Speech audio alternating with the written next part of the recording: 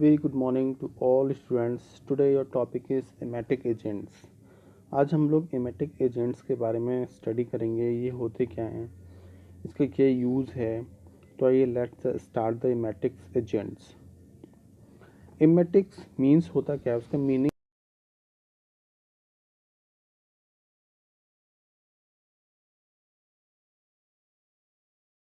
जो कि वोमिटिंग को बढ़ाने का काम करती हैं, वोमिटिंग उल्टी को आने का काम करती हैं. तो vomiting occurs due to stimulation of vomiting centres. जो कि हमारे ब्रेन में वोमिटिंग सेंटर होता है, उसको स्टिमुलेशन करता है, इंक्रीज करता है, जिससे कि हमको उल्टी आती है. The vomiting centre is located in the medulla oblongata. और ये मेडुला ऑब्लोंगटा में प्रेजेंट रहता है, ब्रेन में, सर में, जो कि सेंट्रल नर्वस सिस्टम का पार्ट है. Vomiting centre are stimulated due to the activation of CTZ. CTZ मतलब कीमो रिसेप्टार्स ट्रिगर जोन. एक ब्रेन में हमारा और मेडुला ऑब्लोंगटा में एक ब्रेन में एक पार्ट है, एक सेंटर है, एक एरिया है जिसे सीटीजेट बोलते हैं, chemo trigger receptors zone.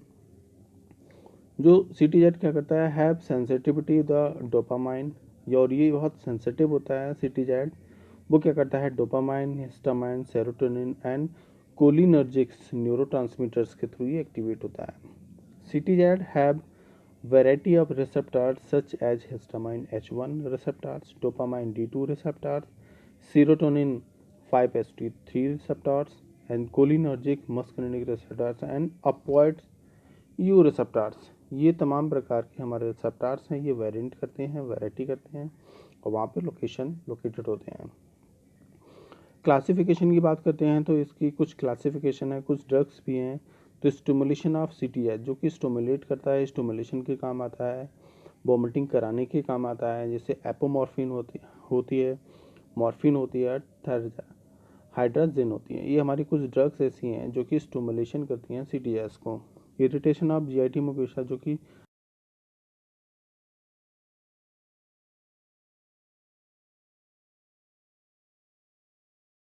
Use करती हैं. ऐसे ही stimulation of CTZ and irritation of GIT mucosa, और स्टिमुलेट करता है हमारा जीआईटी वो सीटीजेट को. जैसे सिफाडिन, जैसे सिफाडिन हमारी ड्रग होती है, वो हम उसे ले लेते हैं तो हमारा सीटीजेट जो होता है वो एक्टिवेट हो जाता है और वॉमिटिंग के लिए रेडी हो जाता है. ये पूरा इसका डायग्राम है. इस डायग्राम में आप देख सकते हैं, इस डायग्राम में आप बहुत सारे लोकेशन है जो कि हमारा ब्रेन में है, मेडुला ऑब्लोंगटा जहाँ पे है. तो ब्रेन का जो हमारा वॉमिटिंग सेंटर है वो ब्रेन में प्रेजेंट रहता है, और वो क्या करता है, हर एक चीज़ को फील करने का काम करता है. जैसे smell, pain, slates and psychological जो स्टिमुलेशन होते हैं, वो सब हमारे ब्रेन के थ्रू हमारे कॉर्टेक्स वो क्या करता है, एनालाइज करके हमारे ब्रेन को एक्टिवेट करता है, जिससे कि सीटीजेट एक्टिवेट होता है और वो वॉमिटिंग प्रोड्यूस करता है. इसमें इमेटिन जो हमारा है, एक हमारा एल्कोलॉइड्स एक ड्रग है जो कि एल्कोलॉइड है, और ऑप्टेंट हम लोग एक एपिका हमारा ड्रग प्लांट है, उससे हम लोग इसे ऑप्टेंट करते हैं, निकालते हैं. It also used in the treatment of एमोवेसिक्स.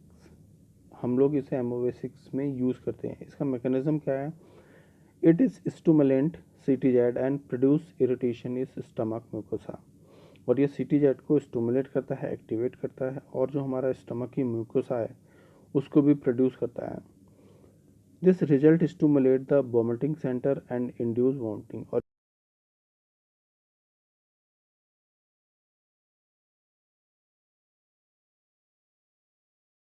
मतलब रेडी होता है या वॉमिटिंग कराता है.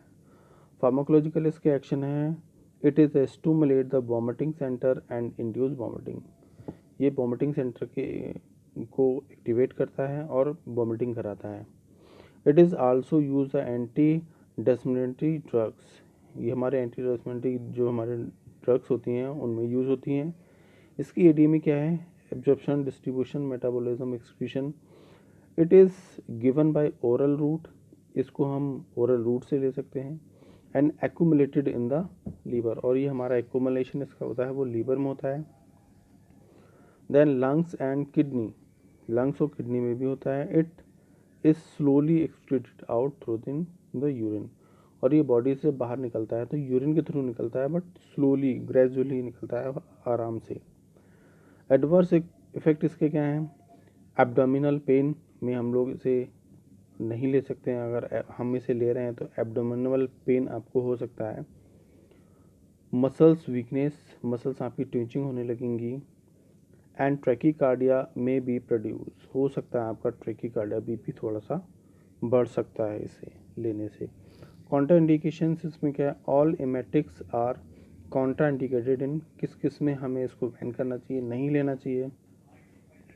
कोरसिव में हमें नहीं लेना है। एसिड एल्कलाइन पॉइजनिंग में हमें बिल्कुल भी इसे नहीं लेना है। Risk of perforation of the further injury to oesophageal mucosa, हमें जो फर्दर इंजरी हो गई उसमें बिल्कुल हमें नहीं लेना है। CNS stimulant produce poisoning, central stimulating होता है और इससे पॉइजनिंग भी होती है। कन्वर्सन में भी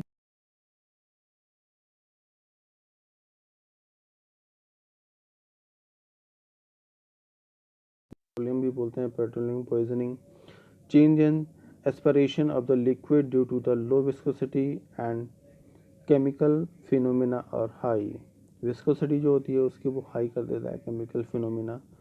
अनकॉन्जिनस पेशेंट में हम इसे नहीं दे सकते हैं। क्यों नहीं दे सकते हैं? May aspirated the vomiting because largely reflect the likely to be impaired. Morphine to be the phenytoin poisoning emetics may be fail to act. Use इसके क्या है? इट इज़ यूज टू एबेक आउट अंडरस्टेबल सबस्टेंस लाइक पॉइजनिंग, और ये एक प्रकार से पॉइजन की तरह ही काम करता है। Thank you so much. Video अच्छी लगी हो like share comment and subscribe my channel. Thank you.